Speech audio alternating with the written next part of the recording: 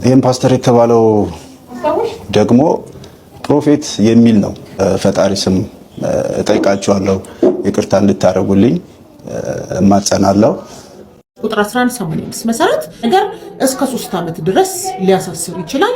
ብዙዎቻችሁ በተለያዩ ሶሻል ሚዲያ ላይ እንደተመለከታችሁትና እኛም ትናንት ባቀረብንላችሁ ፕሮግራም በዚህ ሰሞን እንግዲህ አነጋጋሪ የሆነው ጉዳይ አርቲስት ገነት ንጋቱ በቅርቡ እንግዲህ የተለያዩ ፊልምና ማስታወቂያ ላይ ይሰራን የነበረ አሁን ግን በህመም ላይ የሚገኝን ወጣት ወደ ሚዲያዋ በመጋበዝ ኢንተርቪው ሲያደርጉ በሚያሳየው ቪዲዮ በዚህ መሃል ግን የተነሱ ሀሳቦች ፍጹም ያልተጠበቁና የወንጌል አማኞችን ያሳዝኑ ያስቆጡ እንደነበረ ብዙዎቻችሁ ተመልክታችኋል ብዬ አስባለሁ። ከዚህ ጋርም ተያይዞ ይህንን የተመለከቱ ብዙ የወንጌል አማኞች በተለያዩ ሶሻል ሚዲያዎች ላይ የአርቲስቷና እንግዳው ድርጊት ፍጹም ያልተጠበቀና እኛን የማይመጥን አንድ ላይ የሚፈርጅ ነው። ስለዚህ በዛ ኢንተርቪው ላይ ይህን ድርጊት ፈጽሟል ያሉትን ፓስተር ማጋለጥ አለባቸው፣ ካለዛ ግን አንድ ላይ ሙሉን የወንጌል አማኞች የሚጠቅስ ጉዳይ ስለሆነ ይህ ደግሞ የስም ማጥፋት ወንጀል ነው እያሉ ሀሳባቸውን ሲያቀርቡ ነበረ። እዚህ ጋር በተያያዘ ታዲያ ይህንን ጉዳይ የተመለከተው የኢትዮጵያ ወንጌል አማኞች አብያተ ክርስቲያናት ካውንስል በሁለቱ ግለሰቦች ላይ ማለትም በአርቲስት ገነት ንጋቱና እንግዳ ሆኖ በቀረበው አንተነህ ተህርቁ ላይ ከባድ ክስ መመስረቱን ሰምታችኋል ብዬ አስባለሁ።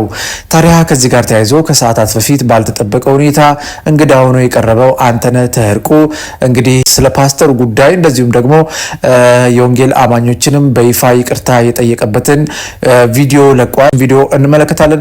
ከዛም በመቀጠል ደግሞ ጠበቃ ሰብለ አሰፋ ይህ ጉዳይ በፍርድ ቤት እስከ ምን ያህል ዓመት ሊያስፈርድ እንደሚችል በግልጽ ተናግራለች። ሁለቱንም ቪዲዮ ተመልክተን እንመለስ። እናንተም ቪዲዮ ላይክ እና ሼር፣ ቻናሉን ደግሞ ሰብስክራይብ ያደረጋችሁ ቤተሰቡን እያልን በቀጥታ ቪዲዮቹን ተመልክተን እንመለስ።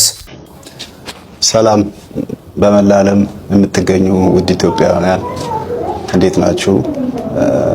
በመጀመሪያ ያው ለፋሲካ በዓል እንኳን አደረሳችሁ ላለው። በመቀጠል በዚህ ሰሞን ከገነት ንጋቱ ጋር የሰራነው አንድ ቪዲዮ ነበረ። እዛ ቪዲዮ ላይ ያው እኔ የተጠቀምኩት ወጣቱን ለማስተማር ወጣቱ እንዲያውቀው በማለት ነው እንጂ እኔ የፕሮቴስታንት እምነት መንቀፌ አይደለም። ለምን ቢባል ያው በባህሪ በአብዛኛው ሰው ያቀኛል።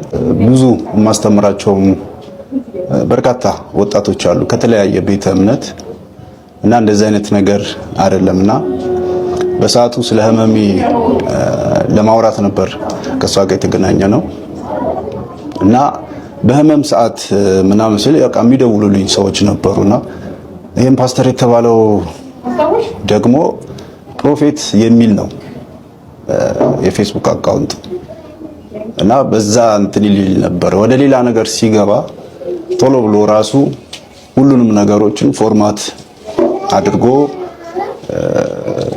እንደገና ደግሞ ስልኩንም እንትን አላለም።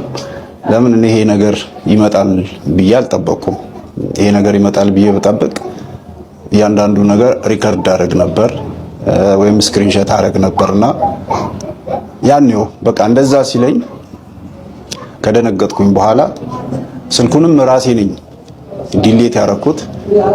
እሱ ያኔውም እንትን አለ ማለት ነው። ስለዚህ ፕሮፌት የሚል የፌስቡክ አካውንት ነበረ። በዛ ላይ ነበር ስልክህን ላክልኝ ብሎ የነበረው እና ከዛ በኋላ ይሄንን ነገር ነው ያወራሁት። ለምን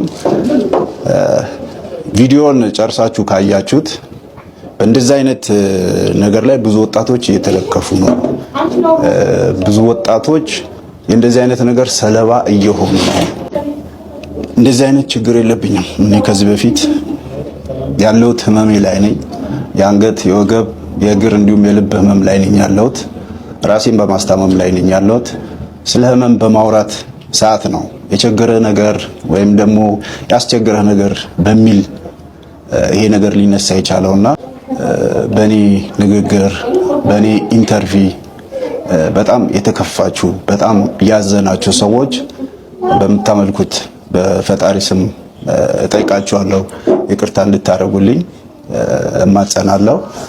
አዋጅ ቁጥር 1185 መሰረት ነገር እስከ 3 ዓመት ድረስ ሊያሳስር ይችላል። እንግዲህ ውድ የይሁን ሚዲያ ቤተሰቦች በቪዲዮ ላይ እንደተመለከታችሁት ነው ከሰሞኑ በተለያዩ ማህበራዊ ሚዲያዎች ላይ አነጋጋሪ የሆነውና በብዙዎች ዘንድ እየተቀባበሉት ሀሳባቸውን እየሰጡበት የነበረው ጉዳይ አርቲስት ገነት ንጋቱ የተመለከታችሁት ወንድማችንን ፕሮግራም ላይ እንግዲህ ጋብዛው በሚናገሩበት ሰዓት ነው የወንጌል አማኞችን የሚያስቆጣ ንግግርን የተናገሩት። ምክንያቱም ከንግግራቸው በላይ ደግሞ ሁሉንም በአንድ ላይ መፈረጃቸው፣ ፓስተር ነው ያሉትን ግለሰብ አለማጋለጣቸው በጣም በሚያስገርም ሁኔታ ደግሞ ይህ ወንድም አሁን በቪዲዮ ላይም ሲናገር እንደሰማችሁት ሙሉ መረጃ አለኝ ጠብቅልኝ አለኝ ይልና እንደገና ደግሞ በዛሬው የይቅርታ ቪዲዮ ላይ የተጻጻፍነው መልእክቶች በሙሉ ጠፍተዋል።